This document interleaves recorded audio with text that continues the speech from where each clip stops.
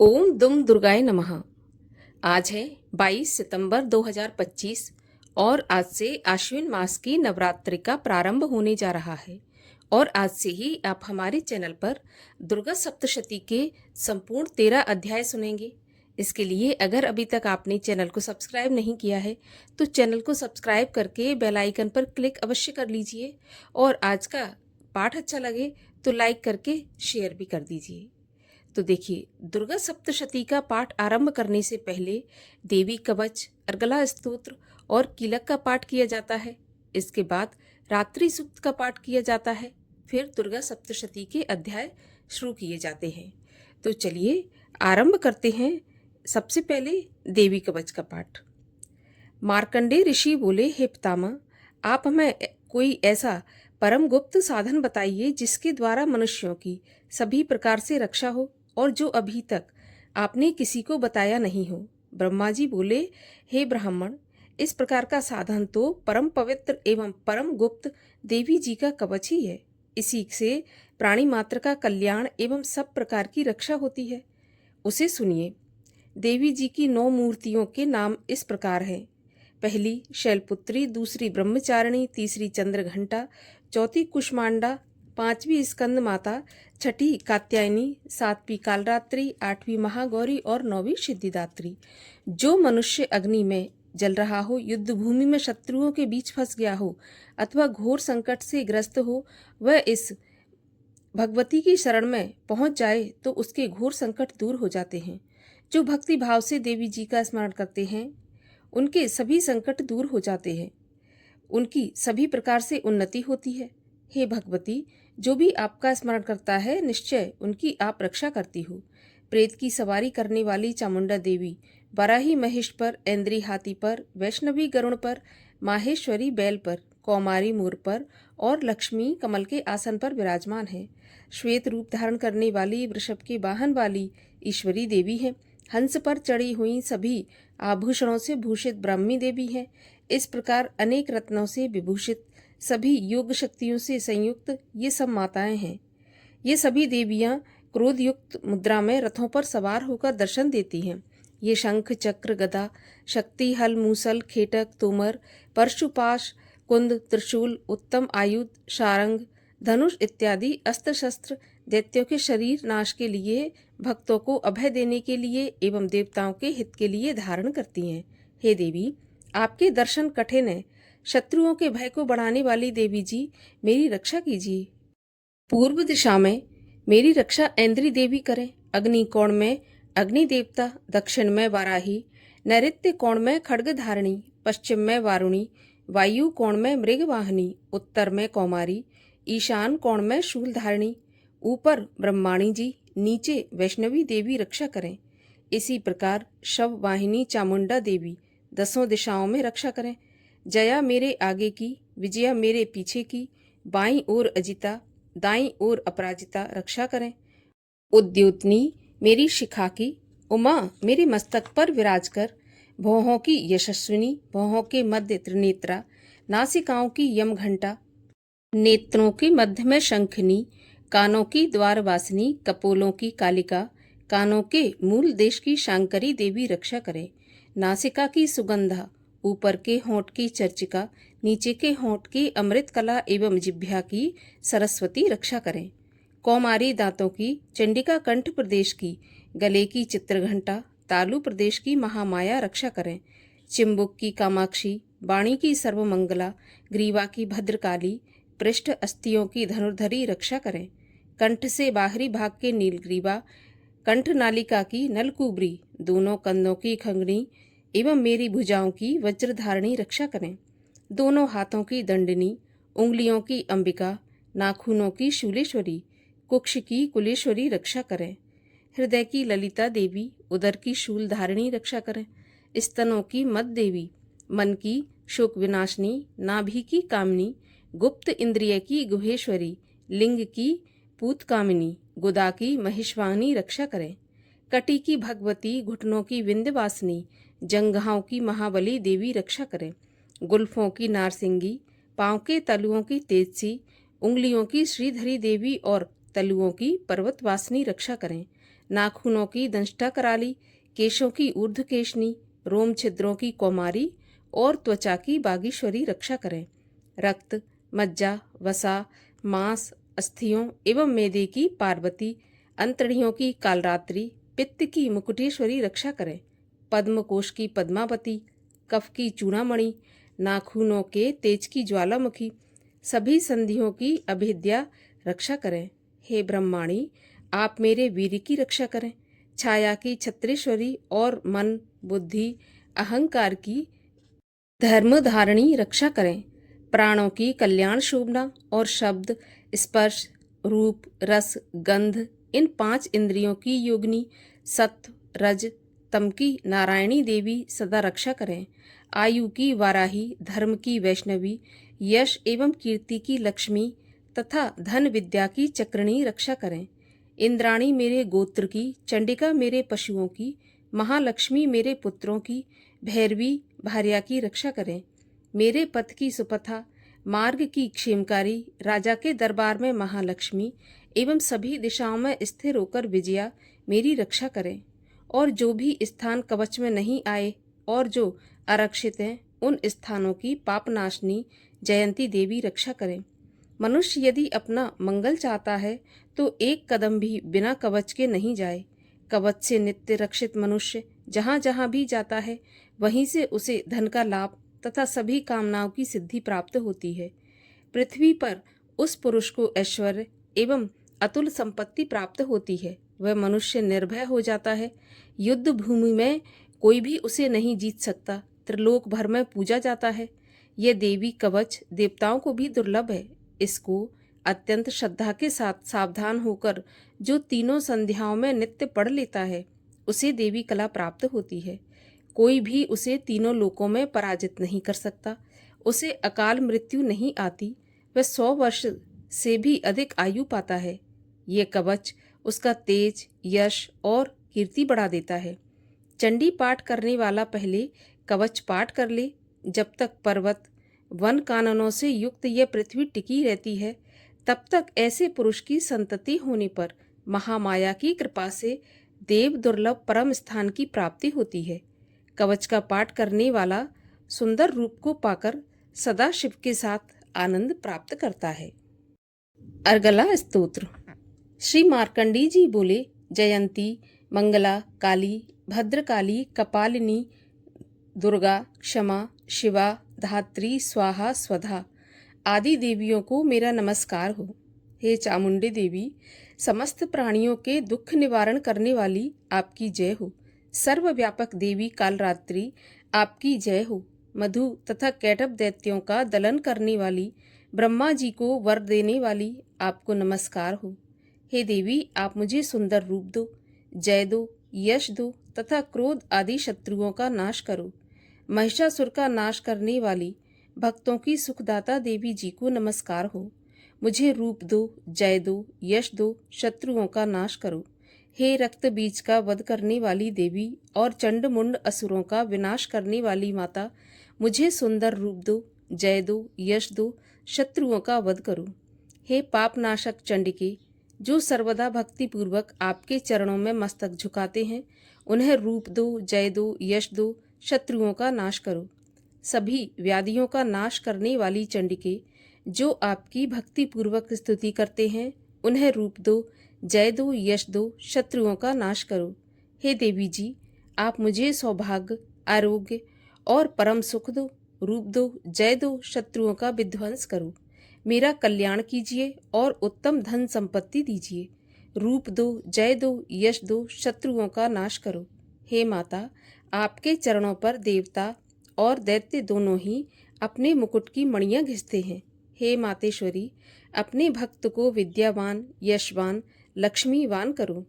बड़े बड़े अभिमानी दैत्यों के अभिमान चूर्ण करने वाली चंडिके, मैं आपको प्रणाम करता हूँ। हे 4 भुजाओं वाली माता, चतुर्मुख ब्रह्मा जी आपकी स्तुति करते हैं। हे परमेश्वरी, रूप दो, जय दो, यश दो, बैरियों का विध्वंस करो। श्री पार्वती के पति महादेव जी से स्तुत्य हे परमेश्वरी, रूप दो, जय दो, यश दो, शत्रुओं का नाश करो। हे देवी, आप तो कठोर भुजदंड रखने वाले दैत्यों का भी घमंड नाश कर देती हो। हे अंबिके, आप अपने भक्तों के लिए अपार आनंद की वृद्धि करती हो। मुझे रूप दो, जय दो, यश दो, शत्रुओं का नाश करो। हे मातेश्वरी जी, आप मुझे वह पत्नी प्रदान करो जो मेरी इच्छाओं के अनुकूल हो और इस भयानक संसार रूपी समुद्र से मुझे तारने वाली हो। उत्तम कुल में उत्पन्न हो जो पुरुष इस स्तोत्र का पाठ करके महास्तोत्र कीलक का पाठ करता है, वह सप्तशती के पाठ जप से मिलने वाले वर एवं श्रेष्ठ संपदा के फल को प्राप्त कर लेता है। श्री कीलक स्तोत्र। ओम। मैं उन भगवान सदाशिव को नमस्कार करता हूँ जिनके दिव्य 3 नेत्र हैं, जिनका शरीर विशुद्ध ज्ञान स्वरूप है, जो मोक्ष प्राप्ति के कारण है, अर्धचंद्रमा जिनके मस्तक पर शोभायमान है। श्री मार्कंडी जी बोले, मंत्रों के शाप एवं उत्कीलन आदि को समझकर पाठ करने वाला पुरुष मोक्ष पा लेता है, अतः इसका ज्ञान होना आवश्यक है।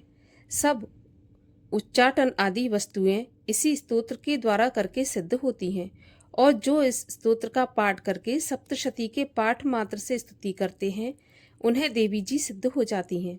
उच्चाटन आदि प्रयोगों से उन पुरुषों को मंत्र, औषधि आदि किसी अन्य साधन की आवश्यकता नहीं पड़ती। बिना जप के सभी उच्चाटन आदि सिद्ध हो जाते हैं। क्या समस्त उच्चाटन आदि इसी से सिद्ध हो जाते हैं? इस प्रकार की लोगों को शंका हुई। तब उस शंका के निवारण के लिए सदाशिव ने लोगों को बुलाकर आज्ञा दी। ये सब सिद्धियां देने वाला शुभ स्तोत्र है। इस चंडिका स्तोत्र को भगवान सदाशिव ने गुप्त कर दिया। इस स्तोत्र के पाठ द्वारा प्राप्त होने वाला पुण्य कभी समाप्त नहीं होता। साधक सभी प्रकार का क्षेम प्राप्त कर लेता है, इसमें कोई भी संशय नहीं है। कृष्ण पक्ष की चतुर्दशी अथवा अष्टमी के दिन एकाग्र होकर जो अपना सब कुछ भगवती के अर्पण करता है और फिर प्रसाद के रूप में ग्रहण कर लेता है, उस पर भगवती प्रसन्न होती हैं। इसी रूप के कीलक द्वारा महादेव ने इसे भी कीलन कर दिया। जो इसके द्वारा सप्तशती का निष्कीलन करके स्पष्ट होकर नित्य पाठ करता है, वह सिद्ध हो जाता है। देवी जी का गण एवं गंधर्व होता है। वह कहीं भी घूम रहा हो, उसे कोई भय नहीं होता, न उसकी अकाल मृत्यु होती है। देहांत होने पर वह मोक्ष पाता है। इसीलिए इस कीलक स्तोत्र को समझकर तथा उसका उत्कीलन करके पाठ करना उचित है। जो इस प्रकार नहीं करता, उसका नाश होता है। तभी तो बुद्धिमान इसे समझकर ही उत्कीलन से संपन्न स्तोत्र का पाठ आरंभ करते हैं। जो कुछ भी रमणियों में सौंदर्य, सौभाग्य आदि दिखाई देते हैं, ये सब के सब श्रीदेवी की कृपा के फल हैं। इसी कारण इस शुभ स्तोत्र का जप सदा करते रहना चाहिए। इस स्तोत्र के मंद स्वर में पाठ करने से थोड़ा फल मिलता है, उच्च स्वर में अधिक फल मिलता है। सभी सिद्धियां प्राप्त होती हैं, अतः उच्च स्वर से पाठ याद करें। जिस भगवती की कृपा द्वारा सौभाग्य, आरोग्य, संपत्तियां, शत्रुनाश तथा परम मोक्ष की प्राप्ति होती है, उस जगत की माता की स्तुति करनी चाहिए। रात्रि सूक्त। महातत्व आदि रूप व्यापक इंद्रियों से सब देशों में समस्त वस्तुओं को प्रकाशित करने वाली ये रात्रि रूपा देवी अपने उत्पन्न किए हुए जगत के जीवों के शुभ अशुभ कर्मों को विशेष रूप से देखती हैं और उनके अनुरूप फल की व्यवस्था करने के लिए समस्त विभूतियों को धारण करती हैं। ये देवी अमर हैं और संपूर्ण विश्व को, नीचे फैलने वाली लता आदि को तथा ऊपर बढ़ने वाले वृक्षों को भी व्याप्त करके स्थित हैं। इतना ही नहीं, ये ज्ञानमयी ज्योति से जीवों के अज्ञान अंधकार का नाश कर देती हैं। पराचित शक्ति रूप रात्रि देवी आकर अपनी बहन ब्रह्म विद्यामयी उषा देवी को प्रकट करती हैं, जिससे अविद्यामय अंधकार स्वतः नष्ट हो जाता है। वे रात्रि देवी इस समय मुझ पर प्रसन्न हो, जिनके आने पर हम लोग अपने घरों में सुख से सोते हैं, ठीक वैसे ही जैसे रात्रि के समय पक्षी वृक्षों पर बनाए हुए अपने घोंसलों में सुखपूर्वक शयन करते हैं। उस करुणामयी रात्रि देवी के अंक में संपूर्ण ग्रामवासी मनुष्य, पैरों से चलने वाले गाय, घोड़े आदि पशु, पंखों से उड़ने वाले पक्षी एवं पतंगे आदि, किसी प्रयोजन से यात्रा करने वाले पथिक और बाज आदि भी सुखपूर्वक सोते हैं। हे रात्रिमयी चित्त शक्ति, तुम कृपा करके वासनामयी वृक्की तथा पापमय वृक्क को हमसे अलग करो। काम आदि तस्कर समुदाय को भी दूर हटाओ। उसके बाद हमारे लिए सुखपूर्वक तरने योग्य हो जाओ। मोक्षदायिनी एवं कल्याणकारिणी बन जाओ। हे उषा, हे रात्रि की अधिष्ठात्री देवी, सब ओर फैला हुआ यह अज्ञानमय काला अंधकार मेरे निकट आ पहुंचा है। तुम इसे ऋण की भांति दूर करो। जैसे धन देकर अपने भक्तों के ऋण दूर करती हो, उसी प्रकार ज्ञान देकर इस अज्ञान को भी हटा दो। हे रात्रि देवी, तुम दूध देने वाली गऊ के समान हो। मैं तुम्हारे पास आकर स्तुति आदि से तुम्हें अपने अनुकूल करता हूँ। परम व्योम स्वरूप परमात्मा की पुत्री, तुम्हारी कृपा से मैं काम आदि शत्रुओं को जीत चुका हूँ। तुम स्तोम की भांति मेरे इस भविष्य को भी ग्रहण करो। महर्षि मार्कंडेय जी बोले, भगवान सूर्य के पुत्र सावर्णी की उत्पत्ति की कथा मैं तुमको विस्तार से कहता हूँ, सो ध्यानपूर्वक सुनिए।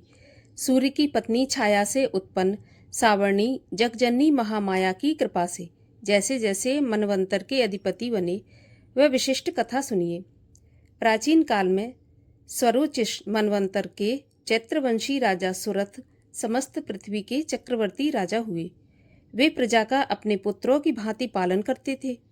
यवन राजाओं से राजा सुरथ की शत्रुता हो गई। दुष्ट दलन राजा सुरथ से उनका भयंकर युद्ध हुआ और थोड़ी सेना होने के कारण यवन राजाओं ने सुरथ को हरा दिया। उसके बाद राजा अपने नगर में आकर राज्य करने लगा, तो भी अन्य शत्रु राजाओं ने राजा सुरथ पर चढ़ाई कर दी और नगर में भी दुराचारी मंत्रियों ने राजा का कोष, सैन्य तथा समस्त वस्तुएं छीन ली। तब राजा हारकर अकेला ही घोड़े पर सवार हो शिकार खेलने के बहाने घोर जंगल में चला गया। वहां उन्होंने महर्षि मेधा का सुंदर आश्रम देखा, जो अहिंसक सिंह आदि पशुओं तथा शिष्यों और मुनियों से शोभित था। वहां बैठे हुए महर्षि मेधा को राजा सुरथ ने नमस्कार किया और मुनि से उचित सत्कार पाकर उसी आश्रम में रहने लगा। कुछ काल के बाद फिर वह अपने राज्य तथा प्रजा की चिंता करने लगा कि जिस राज्य को मेरे पूर्वजों ने भली भांति चलाया और प्रजा का पालन किया, वह आज मुझसे दूर चला गया। वे दुष्ट मंत्री राज्य का पालन धर्म नीति के अनुसार कर रहे होंगे या नहीं, और मेरा मुख्य हाथी भी दुश्मनों के वश में हो जाने से क्या क्या कष्ट भोगता होगा। जो आज्ञाकारी नौकर नित्य प्रसन्नता से धन और भोजन प्राप्त करते थे, अब उन दुष्ट राजाओं के आश्रय में रहकर कष्ट पाते होंगे। मंत्री राज्य के धन को कुमार्ग में व्यर्थ ही अपव्यय करते होंगे, और जो धन मेरे पूर्वजों ने बड़े कष्ट से संग्रह किया था, सो नष्ट हो गया होगा। इस प्रकार वह राजा राज्य की सभी बातों की चिंता करने लगा। कुछ समय के पश्चात एक दिन आश्रम के समीप एक वैश्य को आते देखा, तो राजा ने उससे पूछा कि अरे भाई, तुम कौन हो और यहाँ क्यों आए हो? तुम्हारा मलिन मुख शोक युक्त क्यों दिखाई देता है? इस प्रकार राजा सुरथ की बातों को सुनकर उस समाधि नाम के वैश्य ने राजा सुरथ से कहा कि हे राजन, मैं समाधि नाम का एक वैश्य हूँ। मेरा जन्म धनवान कुल में हुआ है। मेरे दुष्ट स्त्री और पुत्र आदि ने मुझे धन के लालच में घर से निकाल दिया है और मेरा धन छीन लिया। मैं धन, स्त्री, पुत्र से रहित हूँ। अब अकेला दुखी होकर इस वन में आया हूँ। मुझे अपने स्त्री एवं बंधुओं का कुछ भी पता नहीं। मैं यहाँ रहने के कारण अपनी स्त्री, पुत्र तथा स्वजनों की जो परिस्थिति है उसको नहीं जानता कि वे इस समय अपने स्थान पर सुखी हैं या फिर दुखी हैं। मैं यह भी नहीं जानता कि मेरे पुत्र सदाचारी हैं या व्यभिचारी। राजा बोला, जिन स्त्री पुत्र आदि ने तेरी धन संपत्ति को छीन लिया, फिर उन्हीं के स्नेह में तेरा मन क्यों जाता है? तब वैश्य बोला, आपने मेरे विषय में जो बातें कही वे वास्तव में सत्य हैं, परंतु मैं क्या करूं, चित्त में कठोरता उत्पन्न नहीं होती। जिन पुत्र आदि ने धन के लालच में आकर मुझे घर से बाहर निकाल दिया, मेरा चित्त फिर भी उन्हीं में आसक्त होता है। मैं क्या करूं? इन स्वजनों के निर्मोही होने पर भी मेरे मन में उनके प्रति प्रेम है। मार्कंडेय जी बोले, हे द्विजश्रेष्ठ, तत्पश्चात राजा सुरथ और समाधि वैश्य दोनों मिलकर मेधा मुनि के समीप जाकर प्रणाम करके बैठ गए और मेधा ऋषि से कथा प्रसंग करने लगे। राजा बोला, भगवान, मैं आपसे एक बात पूछना चाहता हूँ, आप कृपा करके बताइए। महाराज, मेरा मन वश में नहीं है, इससे मुझे दुख है। गए हुए राज्य तथा अन्य सभी स्त्री पुत्र बांधवों की ममता मुझे अभी तक बनी हुई है। हे मुनि श्रेष्ठ, ये जानते हुए भी मेरा स्नेह उनसे अज्ञानियों की भांति विशेष बढ़ता जाता है और इस समाधि वैश्य को इसके स्त्री पुत्र आदि ने त्याग दिया है तथा इसे घर से बाहर निकाल दिया है। यह भी उनमें अत्यंत आसक्त रहता है। इसी तरह हम दोनों बहुत दुखी हैं। हे महाभाग, उनके दोषों को जानते हुए भी हम दोनों का हृदय उनके प्रति ममता में आसक्त रहता है। इतना ज्ञान होते हुए भी ऐसी ममता क्यों है? हम दोनों को अज्ञानियों की भांति मूढ़ता क्यों उत्पन्न हो रही है? महर्षि मेधा ने कहा, समस्त जंतुओं को जानने योग्य ज्ञान होता है। हे महाभाग, सभी प्राणी अलग अलग होते हैं। कोई दिन में नहीं देखते तो कोई रात्रि में नहीं देखते और कोई दिन रात्रि में समान दृष्टि से देखते हैं।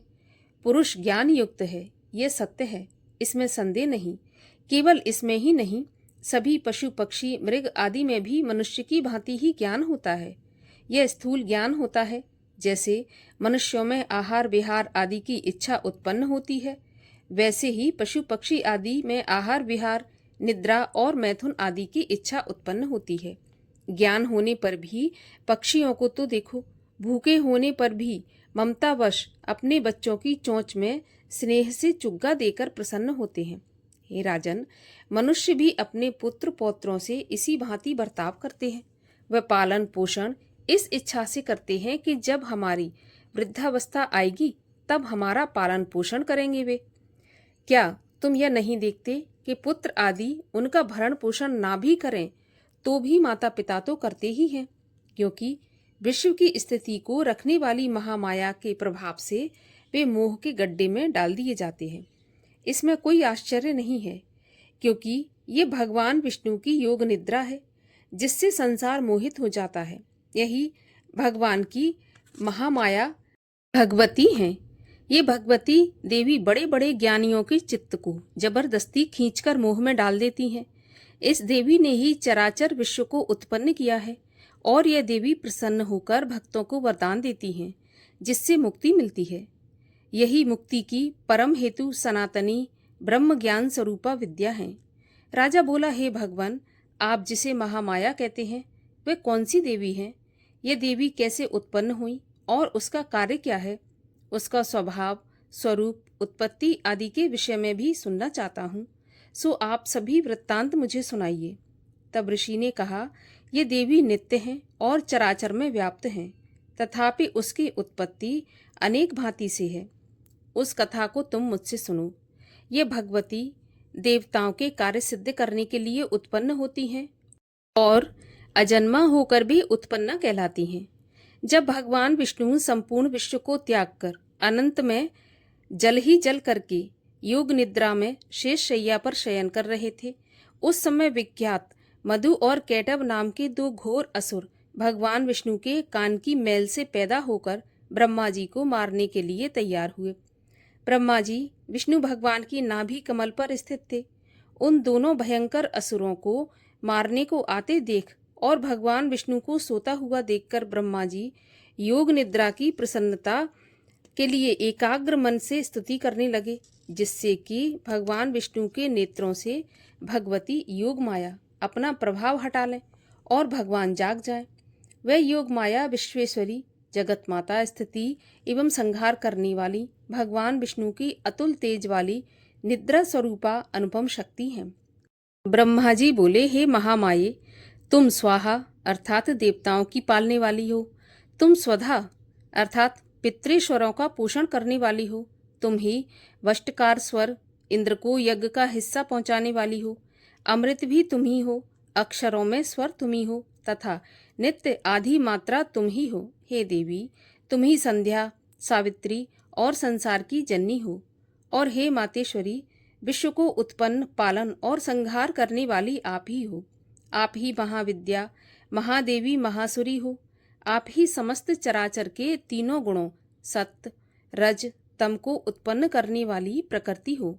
आप ही कालरात्रि हो। आप खड्ग, शूल, घोर, गदा, चक्र, शंख, धनुष, बाण, मुशुंडी, परिग आदि अस्त्र शस्त्रों को धारण करने वाली हो। हे देवी, आप ही सौम्यता हो तथा संसार में आप ही अति सुंदर हो। पर तथा अपरों में श्रेष्ठ आप ही परमेश्वरी हो। जो इस विश्व की रचना और पालन संहार करते हैं, उन भगवान विष्णु को आपने अपनी निद्रा के वश में कर लिया है। फिर भला बताइए कि कौन आपकी प्रार्थना करने में समर्थ है, जबकि आपने भगवान विष्णु, शंकर तथा मुझसे यह शरीर ग्रहण कर लिया है। आप तो अपनी प्रभाव से स्वयं प्रकाशित हो। मधु और केटब नाम के इन महादुष्टों को आप मोह लीजिए और विश्वपति भगवान विष्णु को जगाइए। इन दोनों महाअसुरों का संहार करने के लिए भगवान को बुद्धि दीजिए। ऋषि बोले, इस प्रकार जब ब्रह्मा जी ने मधु और केटब असुरों के संहार के लिए तथा भगवान विष्णु को जगाने के लिए तामसी देवी की प्रार्थना की, तो उसी समय भगवान विष्णु के नयन, मुख, नाक, भुजा, हृदय और वक्ष स्थल से निकलकर अव्यक्त योग माया उपस्थित हो गई और योग निद्रा से भगवान जाग गए। इसके बाद भगवान विष्णु ने उन पराक्रमी, वीर्यवान मधु और केटब असुरों को देखा, जिनकी ब्रह्मा जी को खाने के लिए आंखें लाल हो रही थीं। तब भगवान विष्णु ने शेष शैया से उठकर उन असुरों से 5000 वर्ष तक बाहु युद्ध किया। अति बलशाली, महाउन्मत्त दोनों असुरों को महामाया ने मोहित कर रखा था। अतः दुष्टों ने भगवान से कहा कि आप हमसे वरदान मांगो। भगवान ने कहा, यदि तुम मुझ पर प्रसन्न हो तो मेरे हाथों तुम्हारी मृत्यु हो। मैं तो केवल यही वरदान चाहता हूँ।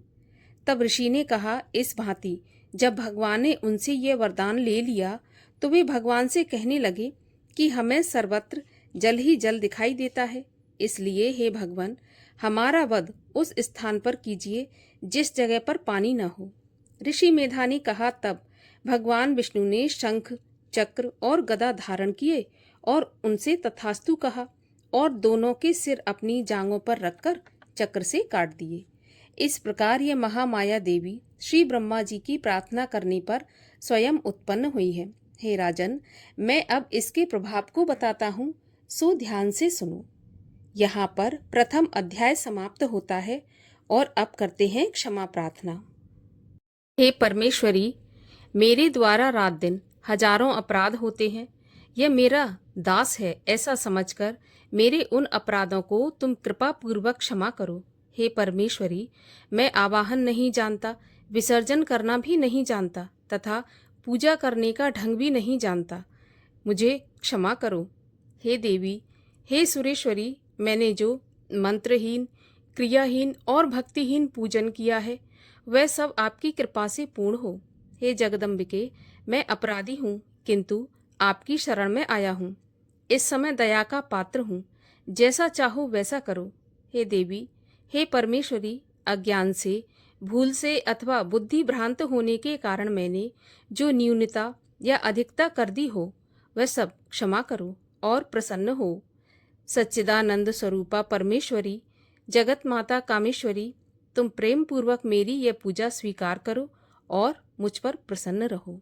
बोलिए दुर्गा देवी महामाया की जय हो।